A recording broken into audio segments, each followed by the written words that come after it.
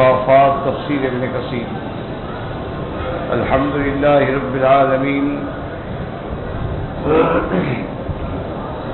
والصلاة والسلام على اشرف الانبیاء وسید المرسلین سیدنا محمد وعلى آلہ واصحابہ اجمعین۔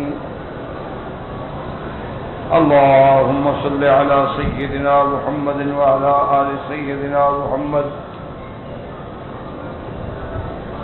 كما صليت على إبراهيم وعلى آل إبراهيم في العالمين إنك حميد مجيد۔ أعوذ بالله من الشيطان الرجيم، بسم الله الرحمن الرحيم۔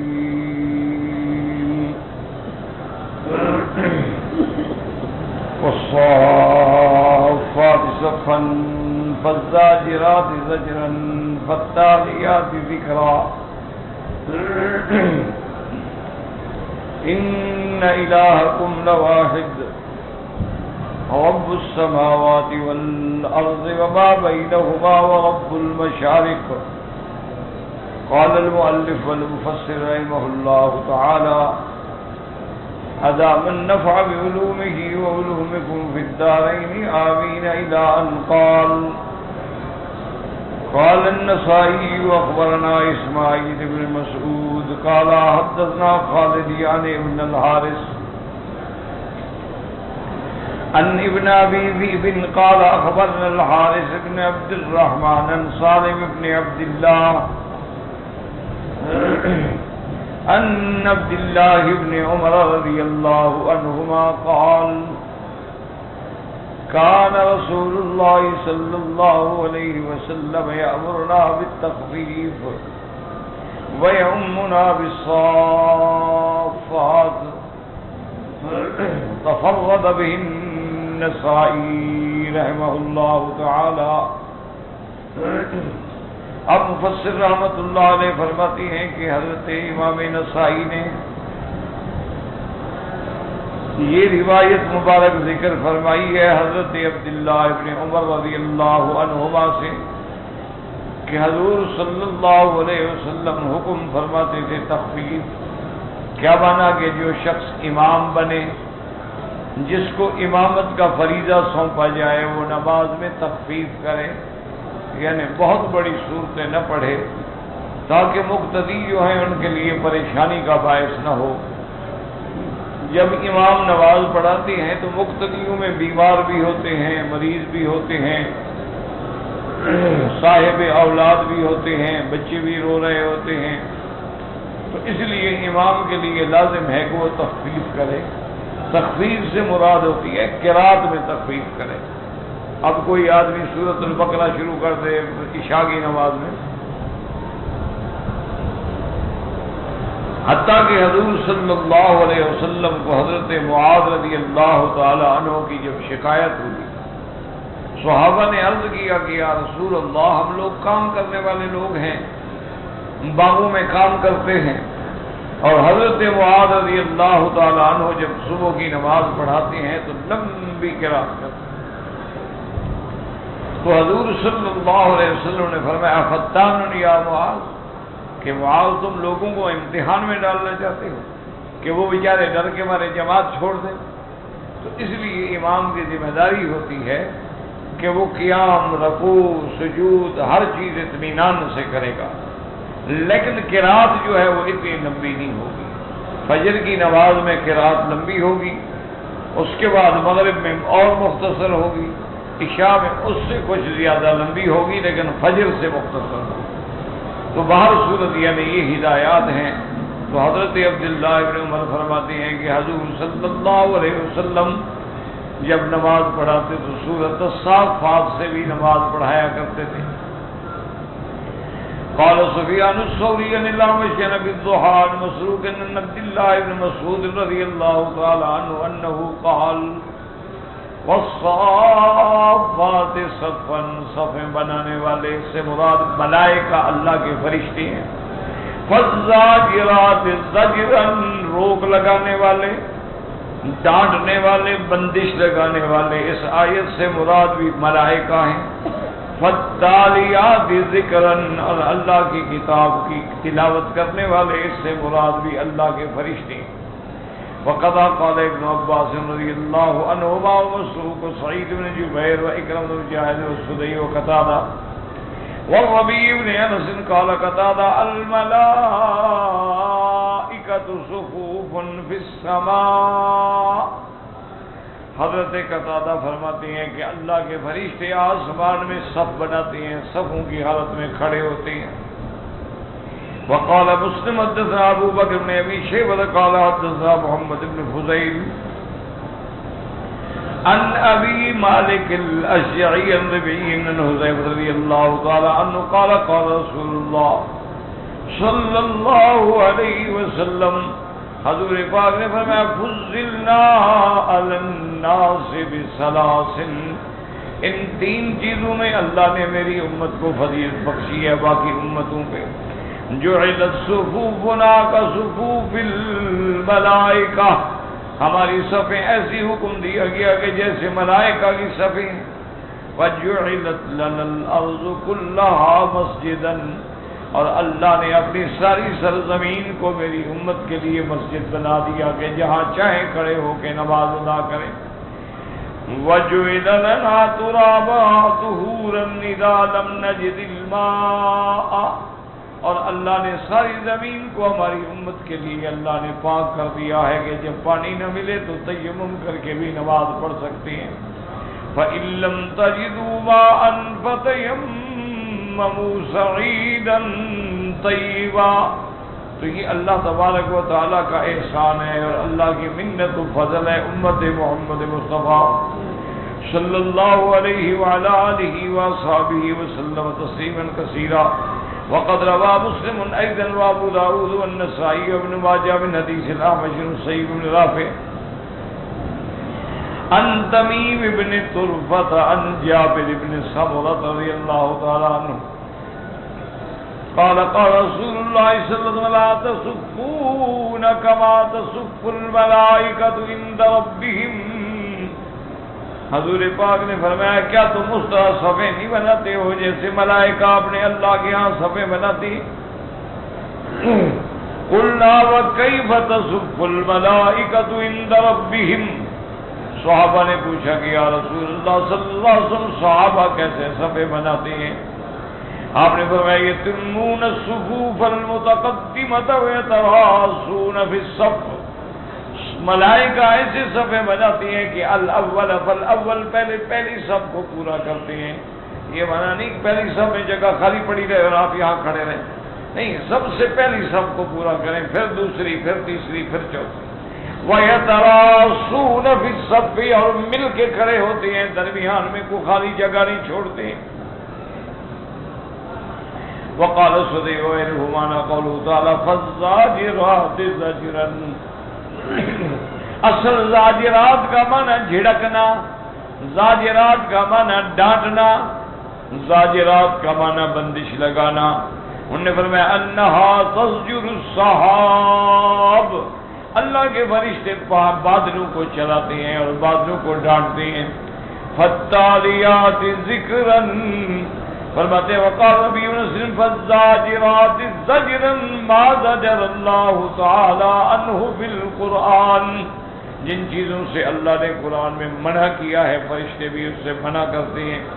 وقد روى مالک بن زید بن اسلم فالتالیات ذکرا قال صدی الملائکہ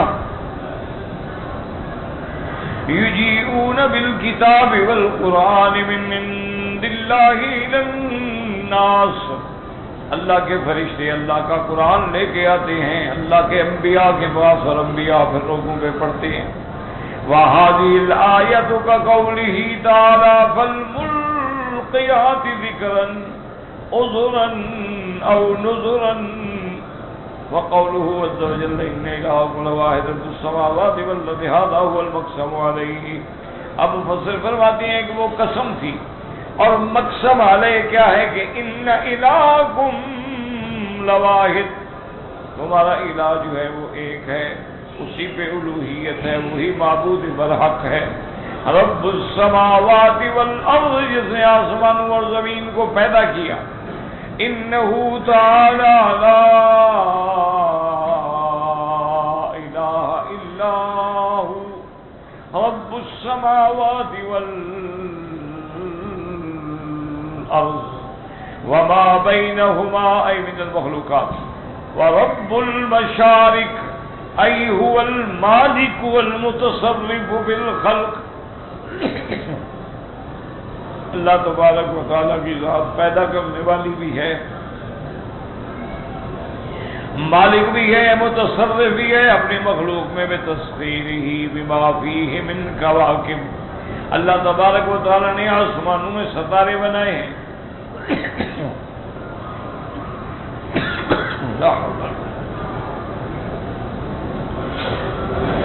بعض ستارے ہیں ثوابت ایک جگہ رہتے ہیں، وسیارات بعض چلنے والے ہیں، تبدو من المشرق وتغرب من المغرب، جو مشرق سے طلوع ہوتے ہیں اور مغرب کی جانب غروب ہوتی ہیں۔ واکتفا بذکر المشارق عن المغارب لدلالت علیہ وقد صرح بذلك فی قولہ عز وجل۔ اب مفسر رحمۃ اللہ علیہ فرماتی ہیں کہ یہاں اللہ نے فرمایا رب السماوات والارض وما بینہما ورب المشارق، مشارق کا ذکر ہے لیکن اللہ نے مغارب کا ذکر نہیں کیا، چونکہ قاعدہ ہوتا ہے کہ جب ایک جانب کا ذکر کر دیا جائے تو دوسری جانب خود بخود سمجھ جاتی ہے، لیکن دوسری جگہ قرآن پاک نے فرمایا فلا اقسم برب المشارق برب المشارق والمغارب انا لقادرون، وہاں اللہ نے مشارق اور مغارب دونوں کا ذکر فرمایا۔ وقال تعالیٰ فی الآیۃ الأخرى رب المشرقین ورب المغربین، مشرقین کا بھی وہ رب ہے، مغربین کا بھی وہ رب ہے۔ اب مفسر فرماتے ہیں مشرق تو ایک ہوتی ہے، فرماتے ہیں یعنی فی الشتاء والصیف للشمس والقمر، کہ گرمیوں کے موسم میں الگ ہے اور سردیوں میں الگ ہے۔ انا زینا السماء الدنیا بزینۃ للکواکب وحفظا من كل شیطان مارد لا يسمعون إلى الملأ الأعلى ويقذفون من كل جانب دحورا ولهم عذاب واصب إلا من خطف الخطفة فأتبعه شهاب ثاقب۔ یہ قرآن زین السماوات النازل من اہل الزینۃ للکواکب قرئ بالاضافۃ وبالبدل وکلاہما بمعنى واحد۔ اللہ تبارک و تعالیٰ خبر دیتی ہے کہ میں نے اپنے بندوں کی زینت کے لیے آسمان دنیا کو ستاروں سے مزین کر دیا ہے۔ بزینۃ للکواکب اضافت کے ساتھ پڑھا گیا، معنی ایک ہے، بغیر اضافت کے بھی پڑھا گیا ہے۔ فالکواکب والسیارۃ، بعض ستارے ایسی ہیں جو چلنے والے ہیں، والثوابت، بعض اپنی جگہ پہ کھڑے ہیں۔ یسکب ضوءها جرم السماء الشفاف فتضیء لأهل الارض، کہ اس کے روشنی جو ہے وہ جرم سما سے نکل کے پوری زمین کو روشن کر دیتی ہیں۔ كما قال تبارك وتعالى ولقد زينا السماء الدنيا بمصابيح وجعلناها رجوما للشياطين وأعتدنا لهم عذاب السعير۔ وقال عز وجل ولقد جعلنا بالسماء بروجا وزيناها للناظرين وحفظناها من كل شيطان رجيم إلا من استرك السمع فأتبعه شهاب مبين۔ اللہ نے فرمایا کہ ہم نے ان تاروں سے زینت بھی بخشی ہے اور تاروں سے ہم نے حفاظت کا بھی کام لیا ہے کہ وہ کسی قسم کی مداخلت نہ کر سکیں اللہ کے احکام میں، اللہ کی وحی میں۔ اب مفسر رحمۃ اللہ علیہ فرماتے ہیں وَقَوْلُهُ جَلَّ وَعَلَا وَحِفْظًا، اصل میں یہ نہیں عامل معذوف ہے تقدیر، اصل کیا ہے وَحَفِظْنَا حِفْظًا مِنْ كُلِّ شَيْطَانٍ مَارِدٍ مُتَمَرِّدٍ آتِيٍ إِذَا أَرَادَ أَن يَسْتَرِقَ السَّمْعَ وَشِهَابٌ ثَاقِبٌ فَأَرَادَ وَهَذَا قَالَ جَلَّ وَعَلَا۔ مارد کا معنی شیطان المتمرد العاتی، سرکش، جیسے بندوں میں بھی سرکش ہوتے ہیں، جنوں میں بھی سرکش ہوتے ہیں۔ اذا اراد ان یسترق السمع، جب وہ چاہے کہ میں ملائکہ کی بات کو چوری چوری سنوں، اتاہ شہاب ثاقب، آسمان سے ستارہ ٹوٹتا ہے اس کو جلا ڈالتا ہے۔ ولہذا قال جل جلالہ لا يسمعون الى الملأ الاعلى، أي لئلا يصلوا إلى الملأ الأعلى وهي السماوات ومن فيها من الملائكة إذا تكلموا بما يوحيه الله تعالى مما يقوله من شرعه وقدره، كما تقدم بيان ذلك في الأحاديث التي أوردناها عند قوله تبارك وتعالى لا يسمعون الى الملأ الاعلى۔ ملأ اعلی میں جب فرشتے بات کرتے ہیں کہ اللہ تبارک و تعالی نے یہ حکم فرمایا ہے، یہ حکم فرمایا ہے، تو یہ جن جو ہیں شیاطین ان کی باتوں کو چرا کر اپنے کاہنوں کے کانوں میں ڈالتے ہیں، ان کے ساتھ پھر وہ 100 جھوٹ ملا کے بیان کرتے ہیں۔ اب جناب فرماتے ہیں مفسر رحمۃ اللہ علیہ کہ اس کی پوری تفصیل میں نے وہاں ذکر کی اور احادیث بھی ذکر کی ہیں۔ حتی اذا فزع عن قلوبهم قالوا ماذا قال ربكم قالوا الحق وهو العلی الکبیر، جب اللہ حکم دیتے ہیں تو فرشتے گھبراہٹ میں سجدے میں گر جاتے ہیں، اور جب ان کو ہوش آتا ہے تو ایک دوسرے سے پوچھتے ہیں کہ اللہ نے کیا حکم فرمایا ہے۔ تو یہ جو ہے نا وہ باتیں سن کے چراتے تھے، تو اللہ نے انتظام کیا کہ اب اس کو بھی یہ نہ چرا سکے۔ وَيُقْذَفُونَ مِنْ كُلِّ جَانِبٍ أَيْ وَيُرْمُونَ مِنْ كُلِّ جَانِبٍ مِنْ كُلِّ جِهَةٍ يَقْصُدُونَ السَّمَاءَ مِنْهَا۔ اب یہ جن اور شیاطین آسمان کے جدھر بھی جائے، جس راستے سے بھی جائے، ادھر سے ان کو مار پڑتی ہے۔ دحوراً ای رجماً یدحرون بہ، ان کو مارا جاتا ہے، رجم کیا جاتا ہے، رجم جیسے پتھر مارے جاتے ہیں، ان کو شہاب ثاقب مارا جاتا ہے۔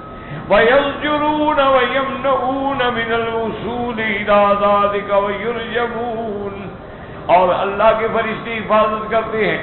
اسی طرح اللہ نے ستارے مقرر کر دیے ہیں، شہاب ثاقب ٹوٹ کے ان کو مارتے ہیں، وہاں تک نہیں پہنچنے دیتے۔ وَلَهُمْ عَذَابٌ وَاصِبٌ، اب دنیا میں تو شہاب ثاقب سے ان کو جلایا جاتا ہے، لیکن اصل عذاب جو ہے عذاب واصب، عذاب دائم، ہمیشہ کا عذاب وہ قیامت میں ہوگا۔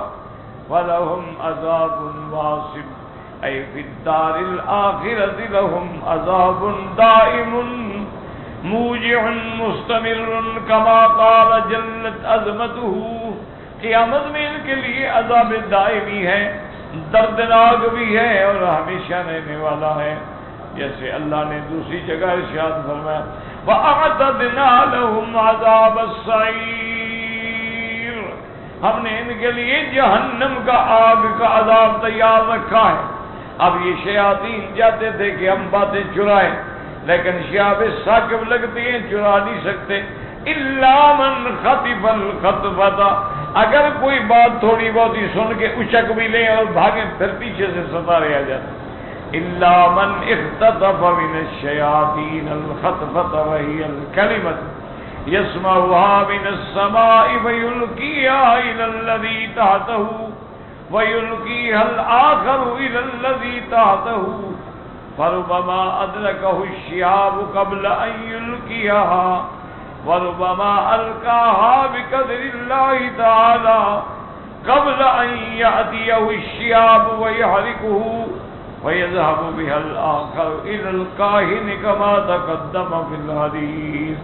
اب یہ کرتے یہ ہیں کہ اگر کوئی بات ان کو مل جائے تو اوپر والا جن جو ہے وہ نیچے والے کہتے ہیں اس سے نیچے اس سے نیچے، تو کبھی کبھی تو وہ شہاب ثاقب آگے جلا ڈالتا اور کبھی کبھی ان کو بچ نکلنے کا موقع بھی مل جاتا، یعنی اس نیچے والے تک بات پہنچا دی.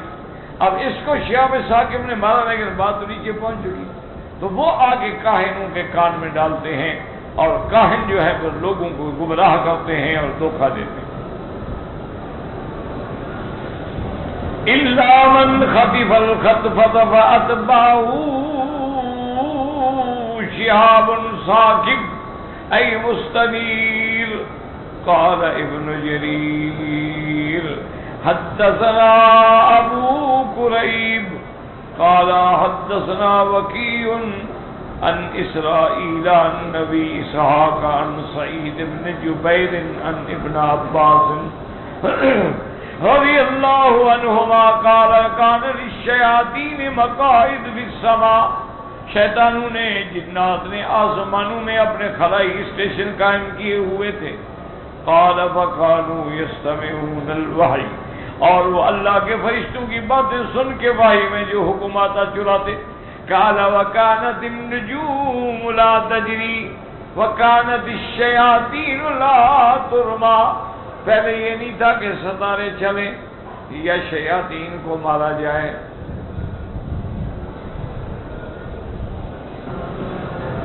قال فإذا سمعوا الوحي نزلوا إلى الأرض فزادوا بالكلمة 9. اور جب یہ وحی کی کوئی بات سن لیتے تھے تو زمین پہ آ کے اپنے وڈیرے اپنے کاہن اپنے احبار و رہبان کو ڈالتے اور اس میں وہ 9 باتیں اور ملا دیتے. قال فلما بعث رسول الله صلى الله عليه وسلم جعل الشيطان اذا قعد مقعده جاءه شهاب فلم يخطئه حتى يحرقه. اور جب میرے مدنی سیدنا محمد مصطفیٰ صلی اللہ علیہ وسلم کو نبوت ملی، اب اگر شیطان جاتے اوپر کچھ سننے کے لیے تو شہاب ثاقب آگے ان کو مارتا تھا اور ان کو جلا دیتا تھا. قال فشكوا ذلك الى ابلیس لعنه اللہ. اب سارے آئے ابلیس کے بعد کے صاحب اوپر تو بڑے پہرے لگ گئے ہیں، اب ہم کیا کریں. فقال ما هو الا من امر حدث. ابلیس کہنے لگا ضرور کوئی بات دنیا میں ایسی ہو گئی ہے. قال فبعث جنوده فإذا رسول اللہ. اس نے اپنے لشکر بھیجے کہ ہر طرف پھیل جاؤ پتہ کرو کہ بات کیا ہے. فإذا رسول اللہ صلی اللہ علیہ وسلم قائم يصلي بین جبلی نخلتا. یہ مقام نخلہ جو ہے طائف اور مکے کے درمیان میں ہے، یہ طائف اور مکے کے درمیان میں ہے. حضور صلی اللہ علیہ وسلم جب مکے والوں سے مایوس ہو گئے اور پھر حضور صلی اللہ علیہ وسلم کے ساتھ قریش نے مقاطعہ کر دیا. 3 سال تک میرے مدنی رحمت دو عالم شیب ابی طالب میں گویا ایک قید. انہوں نے ہر طرف سے چوکیاں بٹھا دی کہ کوئی کھانے پینے کی چیز اندر جانے بھی نہیں. بے انتہا ابتلا اور امتحان میں وہ 3 سال گزرے. خدا کی قدرت یہ اسی لیے اس سال کو کہتے ہیں عام الحزن، غم والا سال، کہ ایک تو مقاطعہ ہو گیا اور ابھی لہب کو جب پتہ لگتا کہ وہ کوئی چیز آدمی بنو ہاشم کے چوری چوری خرید رہے ہیں تو تاجر کو کہتے ہیں ان کو سودا مت بیچو، وہ سارا سودا میں لینے کے لیے تیار. اور اسی سال میں ابھی طالب فوت ہو گئے، آپ کے چاچا جو محسن بھی تھے معاون بھی تھے، لیکن اللہ کی مرضی اسلام نصیب نہ ہوا. تو آپ ایک اپنے ہمدرد، غمگسار اور معاون مددگار سے محروم ہو گئے۔ اور اسی سال خدا کی شان یہ ہے کہ سیدہ خدیجہ الکبریٰ رضی اللہ تعالی عنہا حضور کی جو سب سے پہلی بیوی ہیں اور ام الاولاد ہیں، حضور کی تمام اولاد جو ہے وہ بیوی خدیجہ سے ہے، صرف ایک بچہ ہے بیوی ماریہ قبطیہ سے۔ تمام کی تمام اولاد جو ہے وہ سیدہ خدیجہ، حضور کے بیٹے بھی، حضور کی چاروں بیٹیاں بھی، سیدہ فاطمہ، سیدہ زینب، بی بی رقیہ، ام کلثوم رضوان اللہ علیہن اجمعین، سب کی والدہ بی سیدہ خدیجہ۔ تو یہ پے در پہ جب حضور پہ غموں کے پہاڑ ٹوٹ پڑے تو اب حضور نے ارادہ فرمایا کہ بھئی مکے کو چھوڑ کے طائف جاتے ہیں۔ بنو ثقیف کے قبائل کے سرداروں سے بات کرتے ہیں، شاید ان کے دل میں بات آ جائے تو ہم مکے کے بجائے پھر طائف میں بیٹھ کے اللہ کے دین کا کام کریں۔ حضور تشریف لے گئے، بنو ثقیف کے سرداروں سے ملے، انہیں دعوت توحید دی، لیکن انہوں نے بجائے اس کے کہ حضور کی بات کو سنتے یا نہ سنتے تو چلو کہتے جی ہم نہیں مانتے، ان بدبختوں نے اپنے نوجوان بچوں کو، لڑکوں کو حکم دیا کہ اللہ کے نبی کو طائف سے نکالو۔ اب حضور آگے جا رہے ہیں اور بچے پتھر برسا۔ ذرا اس آنکھیں بند کر کے تصور کرو کہ اللہ کا پیغمبر ہے، توحید کے لیے کتنا بڑا امتحان، کہہ دینا تو بڑا آسان ہے۔ بعض روایات میں ہے کہ حضور بالکل اکیلے تھے، اور بعض روایات میں ہے کہ آپ کے ساتھ حضرت زید بن حارثہ تھے۔ حضور صلی اللہ علیہ وسلم کی پنڈلیاں مبارک زخمی ہو گئی اور اتنا خون بہتا رہا کہ آپ کے پاؤں مبارک جو تھے جوتے کے ساتھ جم گئے۔ اسی تکلیف کی عالم میں حضور طائف سے واپس،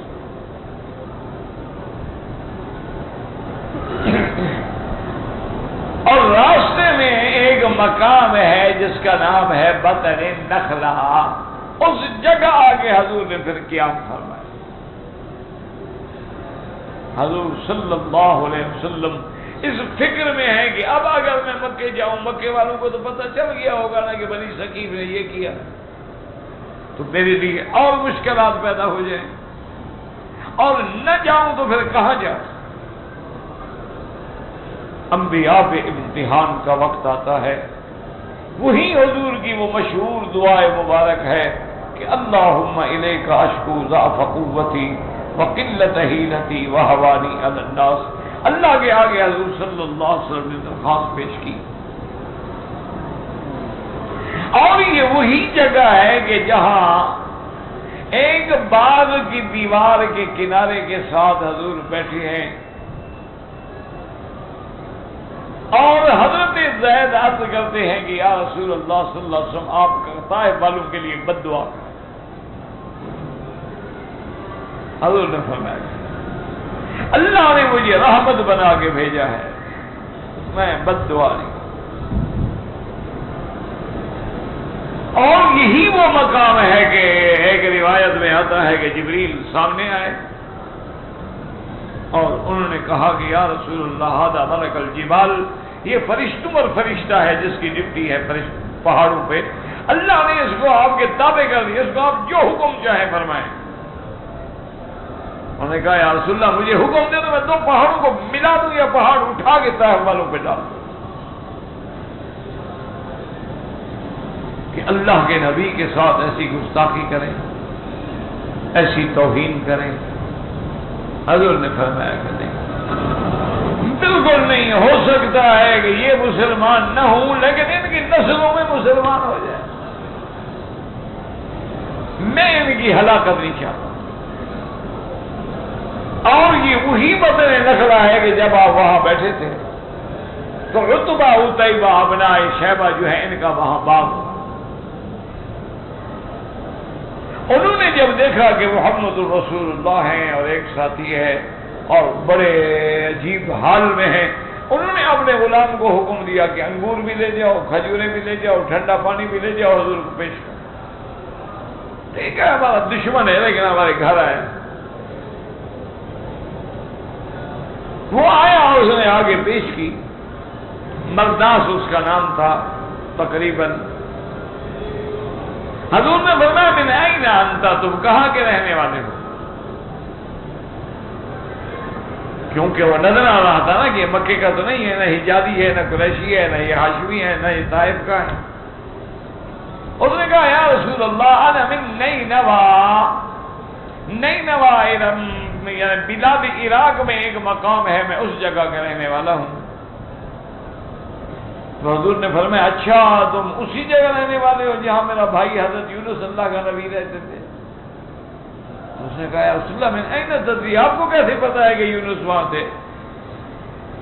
اس نے فرمایا یونس نبی تھا، میں بھی اللہ کا نبی ہوں۔ اس نے بھی کلمہ پڑھ کے اسلام قبول کر لیا۔ یہ وہی جگہ ہے، اور اسی جگہ حضور صلی اللہ علیہ وسلم صبح کی نماز پڑھ رہے ہیں، تلاوت قرآن ہے۔ تو وہ آدمی تصور ہی کر سکتا ہے کہ وہ صبح کا جاں فضا وقت ہو، طائف و مکے کے درمیان میں وہ اعتدال کا موسم ہو، اور پھر اللہ کا قرآن ہو اور پڑھنے والا محمد مصطفیٰ صلی اللہ علیہ وسلم۔ حضور جب قرآن پڑھ رہے تھے تو وہ جن آئے، اسی کا ذکر اللہ نے قرآن میں فرمایا ہے کہ جنوں کی جماعت آئی، ان نے جب قرآن سنا تو نے کہا چپ کرو، غور کرو، سنو کیا پڑھ رہا۔ فَلَمَّا حَضَرُوهُ قَالُوا أَنصِتُوا فَلَمَّا قُضِيَ وَلَّوْا إِلَىٰ قَوْمِهِمْ مُنذِرِينَ۔ جب حضور نے سلام پھیرا تو نے کہا رسول اللہ ہم جن ہیں لیکن ہمیں کلمہ پڑھا ہو، اسلام لاتے۔ اللہ نے اپنے نبی کی تسلی کے لیے جنات کو بھیجا کہ میرا مدنی غم نہ کرو، اگر طائف والے اسلام نہیں لائے، مکے والے نہیں لائے تو ہم تو قادر ہیں، ہم جن بھیج دیں گے، وہ اسلام لائیں گے، وہ آپ کے ساتھ کھڑے ہیں۔ اگر یہ اسلام نہیں لاتے تو یہ اپنا مقدر، اپنی قسمت ہے۔ تو یہ آیات مبارک جو تھی بدر نخلہ میں نازل ہوئی، اور حضور صلی اللہ علیہ وسلم کے دل کو تسلی ہوئی، آپ کو اطمینان ہوا، اور حضور پھر واپس مکہ تشریف لے آئے۔ تو اس لیے اسی کا ذکر کیا ہے مفسر رحمت اللہ علیہ نے کہ آپ جب بدر نخلہ میں تھے اور اسی جگہ حضور صلی اللہ علیہ وآلہ وأصحابہ وسلم تسلیما کثیرا قال فرجعوا الى ابلیس فاخبروه وقال هذا الذي حدث، اور بعد جن جا کے ابلیس کو بھی خبر دی کہ وہاں ایک اللہ کا نبی ہے، انہوں نے کہا ہاں پھر یہی وجہ ہے۔ فستاتي ان شاء الله تعالى الاحاديث الوارده مع الاثار في هذا المعنى عند قوله تعالى اخبارا عن الجن انهم قالوا وأنا لمسنا السماء فوجدناها ملئت حرسا شديدا وشهبا وإنا كنا نقعد منها مقاعد للسمع فمن يستمع الآن يجد له شهابا رصدا وإنا لا ندري الشر أريد بمن في الأرض أم أراد بهم ربهم رشدا۔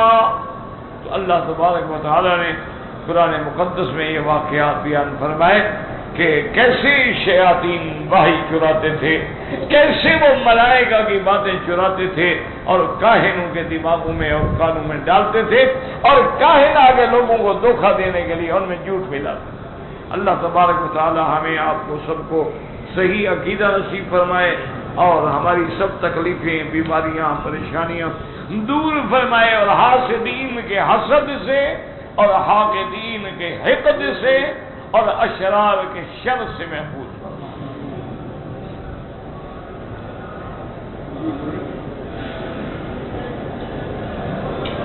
کہتے جی کہ ہمارے محل محلے میں ایک امام صاحب جو ہیں وہ سبحانک اللہم و بحمدک نہیں پڑھتے، بلکہ قل ان صلاتی و نسکی و محیای و مماتی للہ رب العالمین پڑھتے ہیں۔ کوئی بات نہیں میرا بھائی، حدیث میں یہ بھی موجود ہے، یہ بھی موجود ہے۔ اسی طرح احادیث مبارک میں یہ بھی آتا ہے کہ اللہم باعد بینی و بین خطایای کما باعدت بین المشرق والمغرب انی وجہت وجہی للذی فطر السماوات والارض حنیفا وما انا من المشرکین ان صلاتی و نسکی و محیای و مماتی للہ رب العالمین۔ اگر آپ یہ پڑھیں، یہ بھی بالکل ہے، سبحانک اللہم پڑھیں تو بھی کوئی مسئلہ نہیں، یہ کوئی اختلاف والے مسائل ہی نہیں ہے۔ یہ تو حضور پاک نے یہ بھی ارشاد فرمایا، یہ بھی ارشاد فرمایا۔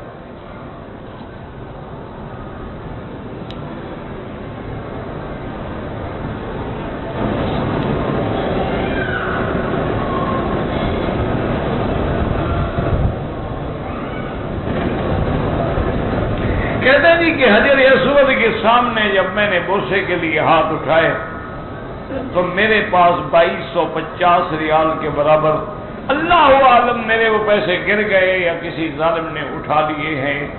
بہرحال میرا بھائی اللہ معاف کرے، یہاں تو جیب کاٹنے والے عین طواف میں جیبیں کاٹتے ہیں۔ انا للہ و انا الیہ راجعون۔ اللہ آپ کی مدد کرے، اللہ آپ کی امداد کرے، آپ کی پریشانی دور کرے۔ عمرے کے بعد بال کٹانے کا طریقہ کیا؟ عمرے کے بعد افضل اعلی اولا یہ ہے کہ مرد سر پہ اس طرح پھروائے، اور عورت جو ہے وہ اپنے بالوں کو اکٹھا کر کے لے جائے، جہاں اس کے بالوں کی انتہا ہوتی ہے وہاں اتنے بال پور کے برابر کاٹ۔ اگر ایک آدمی نے اس طرح نہیں پھروایا، مشین پھروائی، وہ بھی جائز ہے۔ ایک آدمی کے بال بڑے بڑے ہیں، مشین نہیں پھروائی، لیکن چوتھا حصہ بالوں کا کینچی سے سارے سر کا کاٹ ڈالا، وہ بھی ٹھیک ہے۔ یہ جو صرف ٹک لگاتے ہیں نا کہ 2 بال ادھر سے اور ایک ادھر سے اور ایک ادھر سے، یہ تو صرف امام شافعی رحمۃ اللہ علیہ کے نزدیک بھی گنجائش ہے، ورنہ وہ بھی اسی کے قائل ہیں کہ اس طرح پھروائے۔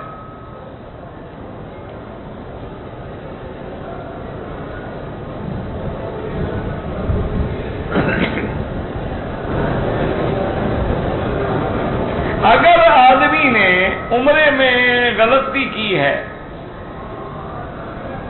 اس پہ دم پڑ گئی ہے، تو اس دم کا گوشت وہ خود نہیں کھا سکتا، یہ دم جبر ہے، نہ اس کے ساتھی کھا سکتے ہیں، بلکہ دم کا گوشت جو ہے اہل مکہ کے فقراء غریبوں میں تقسیم کیا جائے۔ اگر کوئی آدمی عمرے میں اس نے غلطی تو نہیں کی لیکن احتیاطاً دم دیتا ہے، دم کی کیا ضرورت، صدقہ ہے، خیرات کر دے۔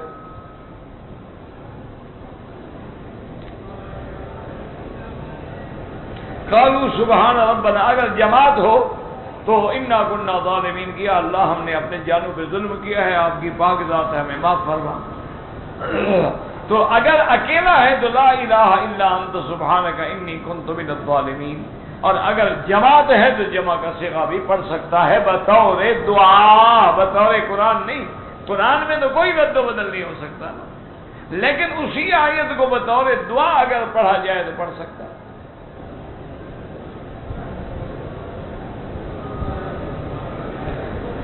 اگر ایک عورت کو 26 تاریخ کو وہ پاک ہو گئی، غسل کیا، عمرہ کیا، بعد میں داغ لگتا ہے تو یاد رکھیں کہ 10 دن سے زیادہ حیض نہیں ہوتا،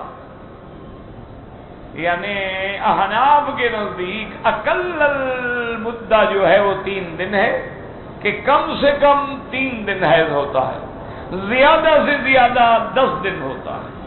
10 دن کے بعد بھی اگر بلیڈنگ ہے تو استحاضہ ہے، بیماری ہے، وہ حیض نہیں ہے، اور باقاعدہ نماز پڑھے، حرم میں طواف کرے، سب کچھ کرے۔ مغرب کی اذان ہو جانے کے بعد اگر 2 رکعت پڑھ لے کوئی حرج نہیں، کیونکہ یہاں ٹائم دیتے ہیں، یاد رکھیں یہاں وقت موجود ہوتا ہے۔ ہمارے ملکوں میں یا دیگر ممالک میں جہاں فقہ حنفی کا یعنی عمل ہے، وہاں تو اذان کے فوراً بعد نماز کھڑی ہو جاتی ہے، وقت ہوتا ہی نہیں، تو آپ جماعت میں مل جائیں اور نماز کے بعد اپنی سنت اور نفل پڑھتے رہیں۔ لیکن چونکہ یہاں وقت ہوتا ہے تو بجائے فارغ بیٹھنے کے اچھا ہے کہ 2 رکعت پڑھ لی، کیونکہ بات ایک حدیث میں یہ بھی آتا ہے کہ حضور صلی اللہ علیہ وسلم نے فرمایا ہے کہ اذان اور اقامت کے درمیان میں 2 رکعتیں پڑھو، تو اس حدیث کو سامنے رکھ کر یہاں لوگ پڑھ لیتے ہیں۔ لیکن احناف یہ کہتے ہیں کہ ہر نماز کی اذان اور تکبیر کے درمیان میں سنت ہے، الا المغرب، مغرب میں نہیں، کیونکہ اس کا وقت بہت تھوڑا ہے۔ بہرحال کوئی پڑھتا ہے، اعتراض نہ کرو، نہیں پڑھتا ہے جبر نہ کرو، کوئی مسئلہ نہیں۔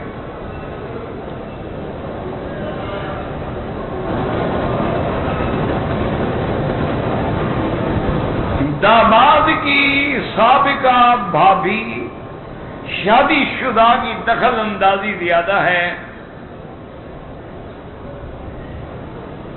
کریم و کرم نہیں، یا کریم و با نہیں لکھی جاتی، یا کریم اس پر ضمہ پڑیں گے تو یا کریم ہو جائے، یا کریم کرم، یا رحیم رحم، ٹھیک کوئی بات۔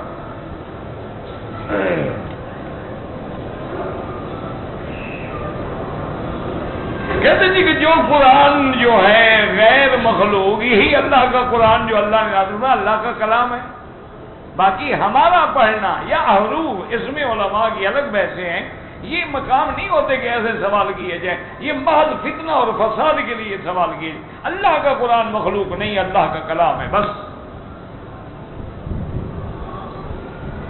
اللہ ہر مفتن سے محفوظ رکھے اور ان سے خود اپنی قدرت کے ساتھ ان کو دور فرمائے۔ اگر آدمی عمرہ کر چکا ہے، مکے میں رہتے ہوئے جتنا طواف زیادہ کریں گے وہ افضل ہے۔ افضل نفل عبادت میں مکے میں طواف ہے۔ اب یہ عام لوگوں کو پتہ ہے بیچاروں کو کہ قرآن کا کیا مسئلہ ہے۔ قرآن موٹی بات یاد رکھیں کہ اللہ کا کلام ہے، مخلوق نے۔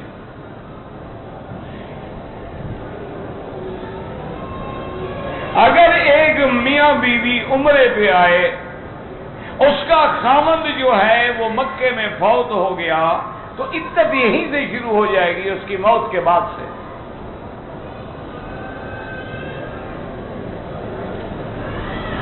طواف کے بعد جو 2 رکعت ہیں وہ امام ابو حنیفہ رحمۃ اللہ علیہ کے نزدیک واجب ہیں، اور باقی ائمہ رحمہم اللہ علیہم اجمعین کے نزدیک سنت ہیں۔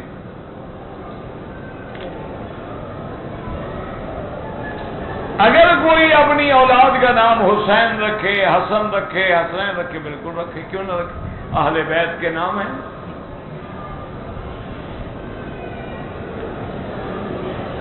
داڑھی رکھنا واجب ہے، اور اس کا منڈانا اور کٹوانا جو ہے گناہ کبیرہ ہے، اور گناہ کبیرہ کا مرتکب جو ہے وہ فاسق ہو جاتا ہے۔ اگر ایک آدمی بے نماز ہے، اس کے ساتھ بیٹھ کے کھانا کھا سکتے، کھانا تو کافر کے ساتھ بھی کھا سکتے، لیکن ایسے لوگوں کے ساتھ نہ کھائیں تاکہ ان کو تنبیہ ہو کہ وہ اللہ کی نماز پڑھیں، کیونکہ نماز چھوڑنا بھی تو کفر ہے۔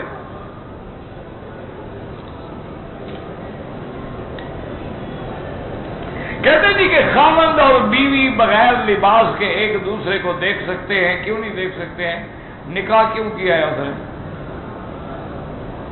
اگر دیکھنا ہی منع ہے تو پھر نکاح پہ آنے کا کیا فائدہ ہوا؟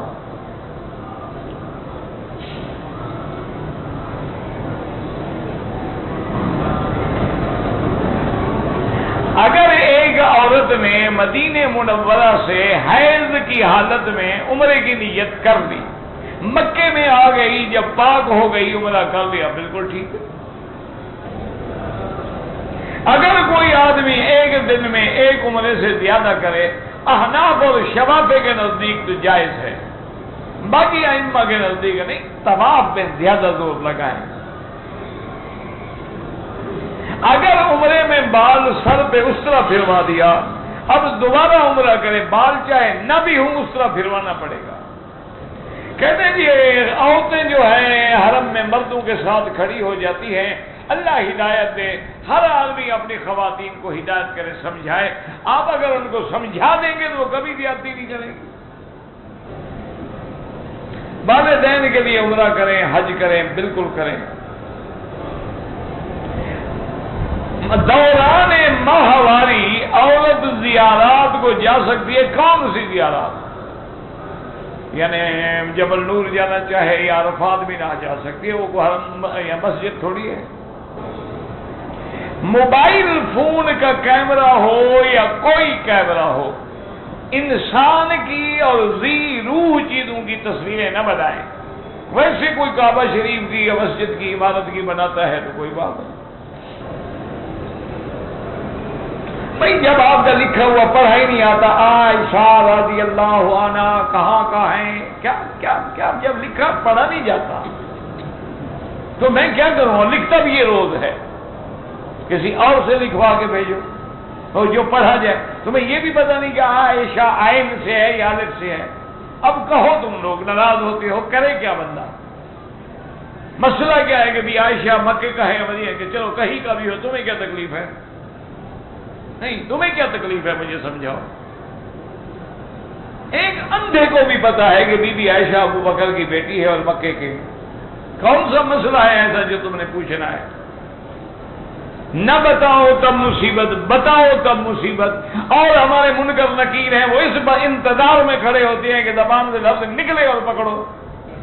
انا للہ و انا الیہ راجعون، اللہم انا نجعلک فی نحورہم ونعوذ بک من شرورہم۔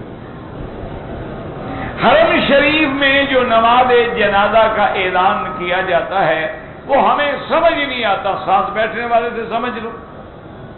اب یہ تو ہو نہیں سکتا نا کہ پہلے امام صاحب عربی میں اعلان کریں، پھر اردو میں کریں، پھر انگریزی میں کریں، پھر بنگالی میں کریں، پھر پشتو میں کریں، پھر برمی میں کریں، یعنی 3 گھنٹے اعلان ہوتا ہے، جنازہ دوسرے دن پڑھے۔ تم عربی سیکھ لو نا، عقل کرو، 2 لفظ سیکھ لو۔ ہر طواف کے بعد 2 رکعت پڑھنے ہیں، نہیں پڑھے آپ پڑھ لو بس۔ بہرحال آپ کا نکاح ہوا، آپ کی لڑکی بیوی جو تھی وہ پڑھنے کے لیے چلی گئی امریکہ، واپس نہیں آئی۔ اب وہ رشتہ قائم نہیں کرنا چاہتے، تمہاری مرضی، کرنا چاہتے ہیں سلو کر لو، نہیں کرنا چاہتے طلاق تو جان چھوڑ اور کر لے، تم اپنا اور کر لو، کون سا مسئلہ ہے؟ اسی لیے تو اللہ نے طلاق رکھی ہے نا کہ بھئی نہیں نبھ سکتی ہے تو چھوڑ دو، السلام علیکم، آپ اپنی شادی کریں، وہ اپنی شادی کریں، نہ اپنے آپ کو عذاب میں ڈالو نہ اس کو ڈالو۔ جب نکاح تمہارے ساتھ کیا، پڑھنے اکیلی باہر چلی گئی، اب تمہارا کیا خیال ہے؟ پھر تمہارے پاس آئے گی؟ بڑی بے وقوف ہے، پھر تمہارے پاس آئے۔ اب اس نے جناب یورپ دیکھ لیا، اروپا دیکھ لیا، باہر کی دنیا دیکھ لی، اب وہ کیوں آئے؟ اس کو دفع کرو اور آپ اپنی اور اچھی جگہ کو دیندار لڑکی سے شادی کر لو۔ نماز وتر 3 رکعت اکٹھی پڑھو، جائز ہے۔ 2 پڑھ کے سلام پھیر کے 1 پڑھو، جائز ہے۔ یہ کوئی کفر اسلام کے مسئلے نہیں ہیں۔ 4 رکعت نماز سنت پڑھیں، ظہر سے پہلے 2 پڑھیں، دونوں روایات موجود ہیں۔ 4 پڑھو گے 4 لاکھ کا ثواب ملے گا، 2 پڑھو گے 2 کا ملے گا، جتنا گولڈ ڈالو تمہاری مرضی ہے۔ اولاد نہیں ہوئی، اللہ اولاد عطا فرمائے۔ بہرحال کام نہیں ہوتے تو میں نے عرض کیا تھا کہ درود شریف اور استغفار، ان 2 چیزوں کی کثرت کرو، اللہ کی رحمت سے سارے مسائل حل ہو جائیں گے۔ هذا ارجو منكم ان تراجعوا الى دار الافتاء۔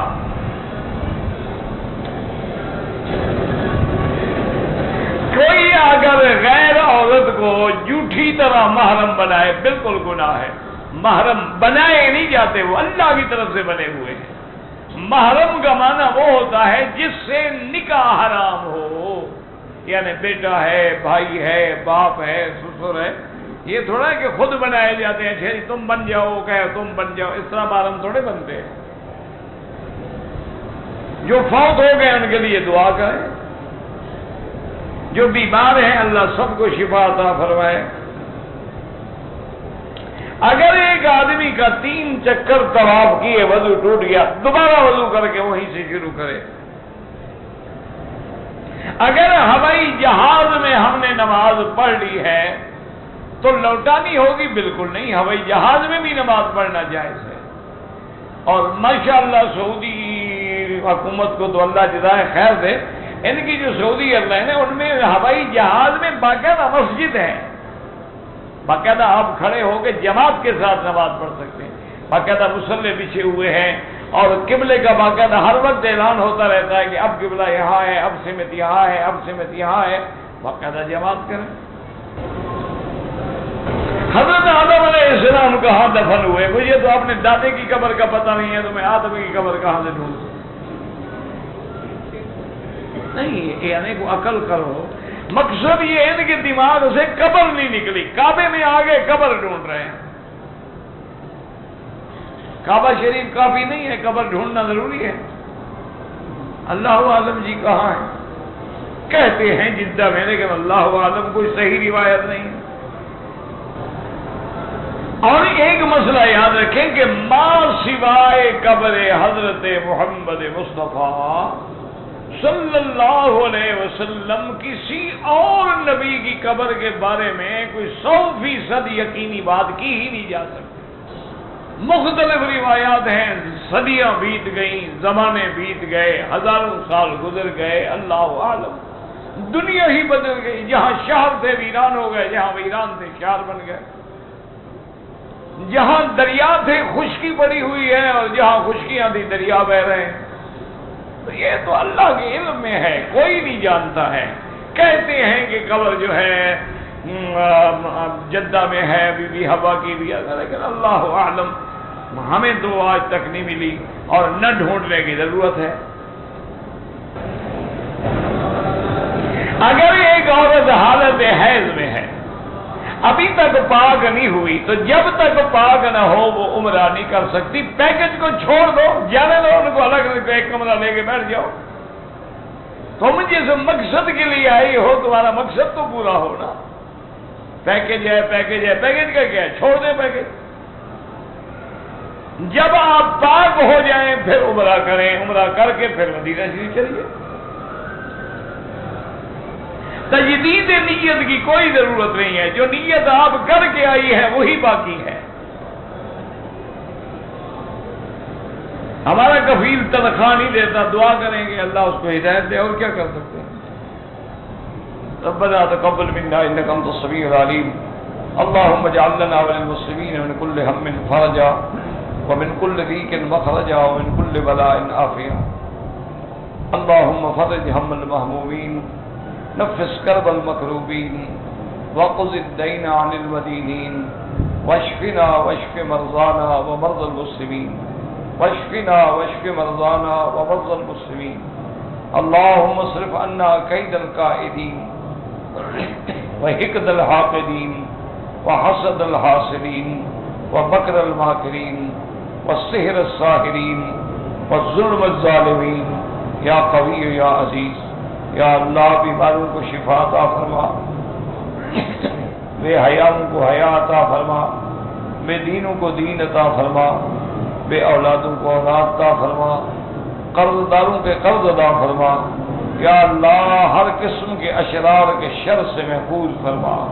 حاسدین کے حسد سے محفوظ فرما، حاقدین کے حقد سے محفوظ فرما، یا اللہ ظالمین کے ظلم سے محفوظ فرما، یا اللہ ساحرین کے سحر سے محفوظ فرما، یا اللہ عالم اسلام کی عزت کا فیصلہ فرما، یا اللہ کفر کی شکست اور ذلت کا فیصلہ فرما، یا اللہ پورے عالم میں جو لوگ تیرے دین کا کام کر رہے ہیں، چاہے پڑھا رہے ہیں، درس ہے، تدریس ہے، تبلیغ ہے، تقریر ہے، یا اللہ ان سب کی قدم قدم پہ حفاظت فرما، یا اللہ مساجد کی، مدارس کی، بچوں کی، بچیوں کی، سب کی حفاظت فرما، یا اللہ جو دین کی مساجد و مدارس کو مٹانا چاہے تو اپنی قدرت سے ان کو مٹا دے، یا الہ العالمین، یا ارحم الراحمین، ہماری اولادوں پہ، ہماری نسلوں پہ، نسلوں کی نسلوں پہ رحم فرما دے، یا اللہ ہم تیرے رحم کے بغیر ایک قدم بھی نہیں چل سکتے، یا اللہ رحم فرما دے،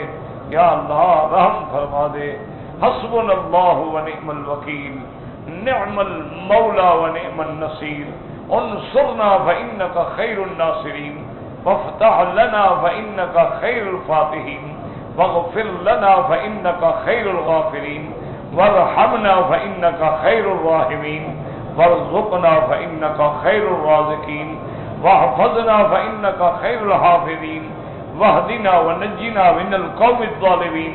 اللهم احفظ سائر بلاد المسلمین وهذا البلد الامین فاجعلها آمنا مطمئنا سخاء رخاء الى يوم الدین برحمتك یا ارحم الراحمین۔ وصلی اللہ تعالی علی خیر خلقہ سیدنا محمد وعلى آلہ وصحبہ اجمعین۔